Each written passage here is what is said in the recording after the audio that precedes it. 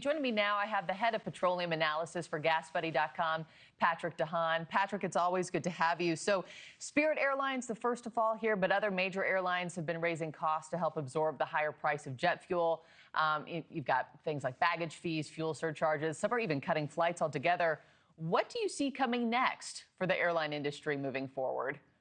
Yeah, it's certainly very hard. I think you're going to look for increased efficiencies and continued rise in airfares. Jet fuel prices continue to move up as oil prices do. So, Americans, a lot of what we see is at the gas pump. That's the most visible. A lot of us forget that jet fuel prices have gone up the most dramatic of any of the big three fuels, meaning jet fuel, diesel, and gasoline.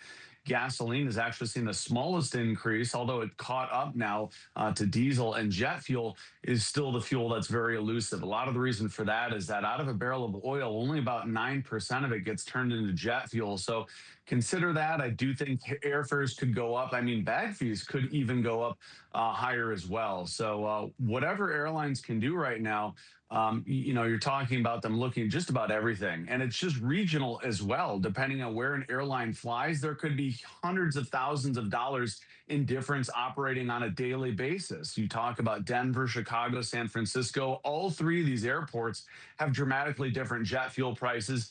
And when an airline is relatively weak, it's sometimes those major differences between airport jet fuel prices that can lead to what we're seeing for Spirit. So very nauseating right now to try to operate an airline with jet fuel prices swinging wildly up and down. That's probably the perfect word to describe what these airlines and those airline executives are feeling right now. Summer's just around the corner, Patrick. You got a lot of people wondering if they should even plan vacations for the summer or the rest of the year, if they can afford vacations. Or is GasBuddy giving any guidance to folks as to what they should do in terms of planning getaways and, and the prices of everything amidst all this uncertainty that continues? Well, I think now is the time to sit down and look at some of the details of your travel plans. Look at the credit cards that may protect you from travel delays, from trip insurance. Look at those options. I mean, we're still talking about jet fuel being a challenge depending on where you are in areas of Europe. Some airlines canceling flights in Europe just to manage it. That could be a potential headache for Americans traveling abroad. And it opens an interesting door that some Americans may say, well, to heck with flying overseas. We're not sure if jet fuel is going to be there. We're not sure if we want to read all the details in these trip insurance policies. So you may see some Americans throwing in the towel, opting to stay closer to home where gasoline prices aren't much better. I think that there's certainly a subset of folks that are likely to not travel overseas, and that could place higher demand on gasoline here in the United States, where prices are already $4.45 a gallon. So this could be a summer nightmare for many Americans, whether jumping on a plane or jumping in the car. Fuel prices all over the map, up, down, left, right, any direction they can go, they're doing that. Yeah, I'm in Chicago. I just got back from an international trip last week, and when I landed here in Chicago, regular gas at one station was $5.79 a gallon. It was just outrageous. Is there any chance we see a gas shortage because of this?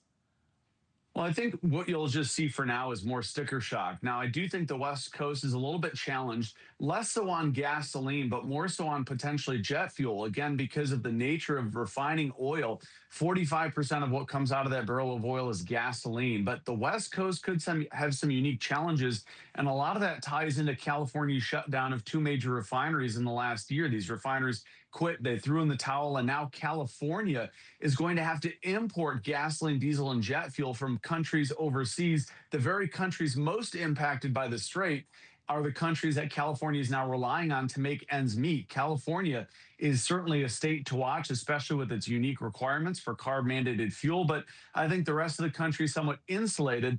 What you mentioned in Chicago, it's all about refining this summer. If any refinery goes down in the midst of summer, or if we see Mother Nature throw us a major hurricane season, well, let's not talk about what gas prices could look like then, but it could not stop at 5. We could see gasoline hitting 6 the longer the Strait of Hormuz continues to be closed. Thank you for watching. Subscribe below and download our NewsNation app right now on your phone, and you will get fact-based, unbiased news for all Americans.